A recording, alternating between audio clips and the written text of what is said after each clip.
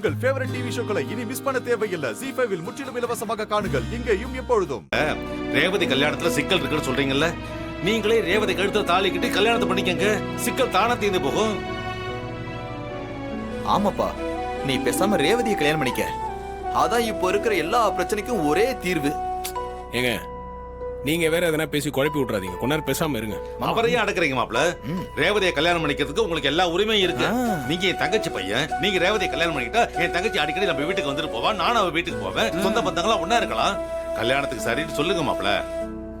ஐயா கார்த்தி, மாமா தான் அவ்வளவு தூரம் சொல்றாருல்ல, சரின்னு ஒத்துக்கப்பா. பாட்டி, நான் கல்யாணம் பண்ணிக்கிற மனநிலைமையில இப்ப இல்ல. சொன்னா தயவு செஞ்சு புரிஞ்சுக்கங்க. மாப்ள, உங்க நிலைமை எனக்கு புரியுது மாப்ள. ஆனா இந்த சந்தர்ப்பத்தை விட்டா நம்ம ரெண்டு குடும்பமும் ஒண்ணு சேர்றதுக்கு வேற வழியே இல்ல. ரேவதியை நீங்க கல்யாணம் பண்ணிக்கிட்டா சாமுண்டி செல்வங்களை மாப்பிள்ளை ஏத்துக்கிட்டு தான் ஆகணும். அப்புறம் நாம எல்லாரும் ஒரே குடும்பமா சந்தோஷமா இருக்கலாம்.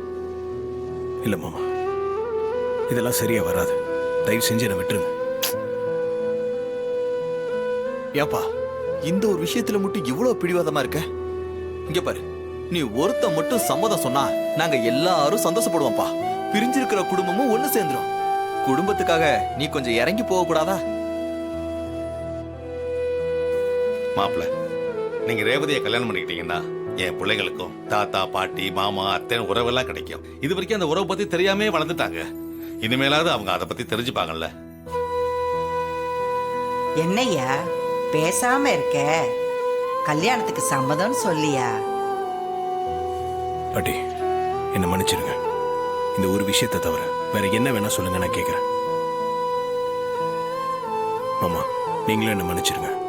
இது மட்டும் என்னால முடியாது மாமா. நீங்க என்ன தப்பா எடுத்துக்காதீங்க. ஏப்பா, ZEE5 ஆப்பை டவுன்லோட் செய்து அனைத்து எபிசோடுகளையும் இலவசமாக பாருங்க.